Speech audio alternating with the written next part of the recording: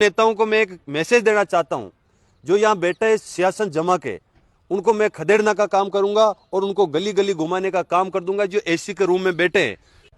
नमस्कार, आज हम खड़े हैं चित्तौड़गढ़ में और आज हम बात करेंगे नरेश फौजी से, जो बेगू से रिश्ता रखते हैं और अभी पूर्व में विधानसभा चुनाव लड़ चुके हैं। और आखिर क्या प्रभाव पड़ता है चुनाव को लड़ने के बाद और जब सत्ता में लोग काबिज होते हैं उसके बाद काम होते हैं या नहीं होते हैं, हम जानते हैं नरेश फौजी से।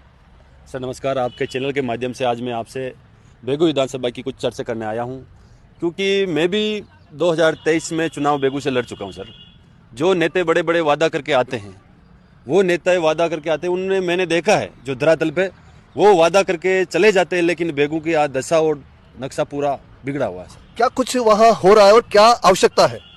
सर, जो 25 साल से लगातार जो सत्ता में बैठे हुए थे, वो गठजोड़ मिल के बैठे हुए हैं और एक दूसरे से मिले हुए दोनों हैं और दोनों बाहर के प्रत्याशी है, कोई बेगू का स्थानीय वहाँ नहीं है, इसलिए ये हालात बेगू के होते जा रहे हैं। तो जनता क्या मांग करती है और जनता को क्या कुछ नहीं मिल पा रहा है? जनता को भी आपको देखा जाए तो जनता को न तो कोई हॉस्पिटल की सुविधा है।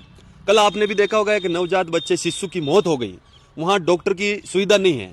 हॉस्पिटल में गरीब लोग, जहाँ बेगू से एरिया से कोई उदयपुर लेके जा रहा, कोई भिलवाड़े लेके जा रहा, बेगू इतनी बड़ी विधानसभा होते हुए भी वहाँ डॉक्टर की सुविधा नहीं है। ये दुर्भाग्य है इस मेवाड़ की और इस बेगू की धरती का। ये दुर्भाग्य है जो बेगू की जनता इन बड़े बड़े वादा करके जो नेता आते हैं उन पे भरोसा करके उनको वोट देके वो नेता अपना वोट लेके सत्ता की चेयर लेके चले जाते हैं और बेगू के गरीब किसान को भूल जाते हैं वापिस।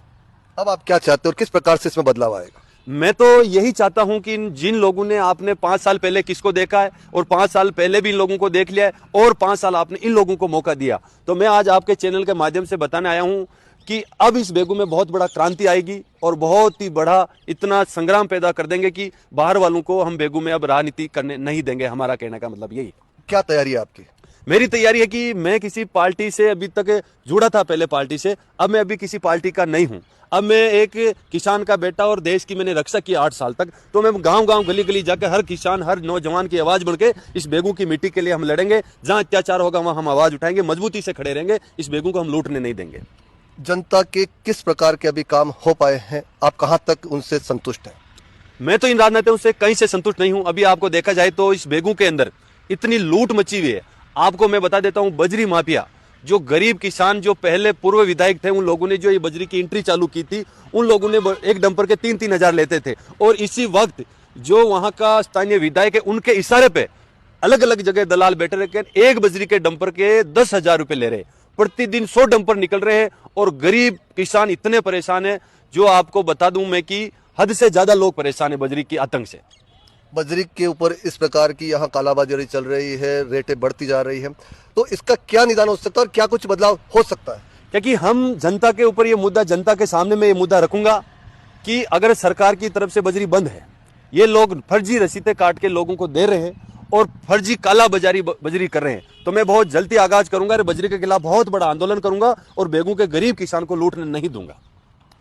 आपकी जो राजनीतिक क्षेत्र आप जिस प्रकार से देख रहे हैं, पूर्व में भी आप चुनाव लड़ चुके, आगे आने वाले समय में क्या आपको लगता है बेगू की जनता नया बदलाव लेकर आ सकेगी? मेरे को पूरा भरोसा है इस मेवाड़ की धरती के ऊपर, बेगू की जनता के ऊपर। जो बेगू की जनता ने निर्णय लिया था उस निर्णय पे मैं संतुष्ट हूं और आने वाले समय में जनता के ऊपर मेरा भरोसा है कि बेगू की जनता बहुत कुछ निर्णय अलग करेगी और दुनिया देखती रह जाएगी। ये मेरे को इस मेवाड़ की धरती पे ऊपर भरोसा है और इस मेवाड़ के लोगों के ऊपर भरोसा है मेरे। आप क्या संदेश देना चाहेंगे बेगू की जनता को, विधानसभा के निवासियों को? मैं बेगू की जनता को एक ही मैसेज देना चाहता हूं कि आप इन लोगों को बार बार देख लिया, इन लोगों ने 5 साल उसको देख लिया, 5 साल इसको देख रहे, अब आप एक अच्छा निर्णय लें जो इस बेगू का भला हो सके।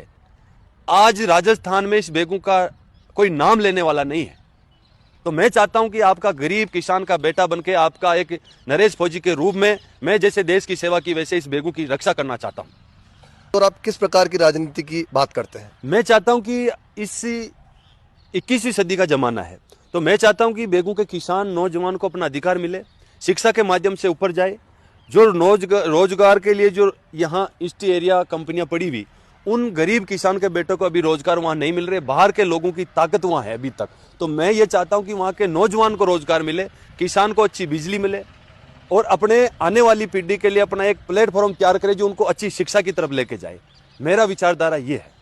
आप किनको प्रेरणा लेकर काम करना चाहेंगे? मैं प्रेरणा साहब, मैं राजेश पायलट के वीडियो बचपन से देखता हूं और मैं मेरा आदर्श गुरु मैं सचिन पायलट साहब को मानता हूं और उनके दिए हुए रास्ते पे जो वो लोग अपने राजस्थान में गरीब किसान की बात करते हैं वैसे मैं उनकी तरह राजनीति करना चाहता कुल मिला के आप नया बदलाव लेना चाहते हैं और आप किसान की, छात्र की, हर एक वर्ग की आप राजनीति करना चाहते हैं, उनको हक दिलाना चाहते हैं। हूं। यही मेरा पहला प्रावधान रहेगा कि मैं गरीब किसान की आवाज बन के, जब राजेश पायलट साहब ने एक नारा दिया था कि गरीब किसान का बेटा पढ़ लिख कर उस देश की नीति पर नहीं बैठेगा जब तक गरीब किसान का भला नहीं हो सकता, तो मैं वही राजनीति चाहता हूं कि बेगू में कब गरीब का बेटा पढ़ लिख कर उस हिंदुस्तान की, उस राजस्थान की चेयर पे बैठे जो गरीब किसान का हक और अधिकार उसको मिल सके। आप राजनीतिक दलों के नेताओं को क्या मैसेज देना चाहेंगे? आज मैं इस महाराणा प्रताप की धरती से, इस चित्तौड़ के किले से एक आगाज करने आया हूं। जैसे महाराणा प्रताप ने अपने मान सम्मान का समझौता नहीं किया था, वैसे मैं दृढ़ता के साथ इस मेवाड़ की मिट्टी के लिए लड़ूंगा और उन नेताओं को मैं एक मैसेज देना चाहता हूं जो यहाँ बैठे सियासत जमा के, उनको मैं खदेड़ना का काम करूंगा और उनको गली गली घुमाने का काम कर दूंगा। जो एसी के रूम में बैठे हैं, जब वोट लेने का समय आता है जो तो गांव गांव घूम जाते, फिर बेगू की जनता को भूल जाते, उनको मैं एक मैसेज देना आया हूं कि या तो अपना रवैया सुधार लो, नहीं तो ये फौजी बेगू की जनता के लिए आ चुका है और आपको बहुत जल्दी बोरी बिस्तर बांध के मैं भेज दूंगा। आपसे पहले बहुत बड़ा आतंक था, उसको भी मैंने खदेड़ के उसके ठिकाने पहुंचा दिया। तो आपके दिमाग में ये नहीं रहना चाहिए कि मैं परमानेंट सत्ता में बैठा रहूंगा। आप जिन लोगों का नाम लेके सत्ता में आते हो उनके देवे रास्ते पे नहीं चलते हो और उन जनता को भूल के आप एसी के रूम में सो जाते हो। मैं आपके चैनल के माध्यम से एक मैं उनको आगाज करने आया हूं, या तो समय रहता आप जाग जाए, नहीं तो आपको जगाने का काम ये नरेश फौजी कर देगा।